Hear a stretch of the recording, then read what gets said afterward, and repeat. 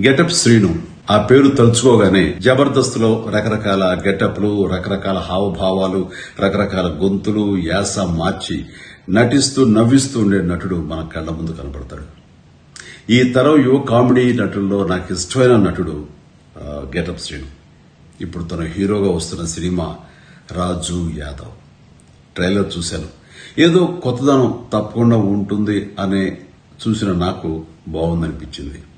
శ్రీను చూపించిన అభినయం మనల్ని నవ్విస్తుంది, కవ్విస్తుంది, వినోదపరుస్తుంది. శ్రీను చూస్తుంటే నాకు ఆ గతంలో ఒక కామెడీ హీరో ఉండేవారు. ఆయన పేరు చలం. చలం గారిని ఆ రోజుల్లో ఆంధ్ర దిలీప్ కుమార్ అనేవారు. మన గెటప్ శ్రీను కూడా నాకు అలాగే అనిపిస్తాడు. తన టాలెంట్ కి హద్దులు, లిమిటేషన్స్ లేవని తను నిరూపిస్తుంటాడు. అలాగే నాకు అనిపిస్తుంటుంది. ఇది నిజం.